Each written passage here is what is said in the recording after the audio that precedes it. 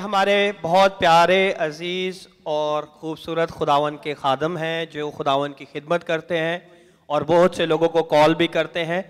और last Wednesday जब ये खुदावन के घर में आए तो इनके इस जगह पे बहुत शदीद दर्द हो रही थी, और जब खुदा के खादमों ने इनके लिए दुआ की तो खुदावन यस्सु ने इन्हें इंस्टेंटली छू के कामिल तौर पे शिफा दी।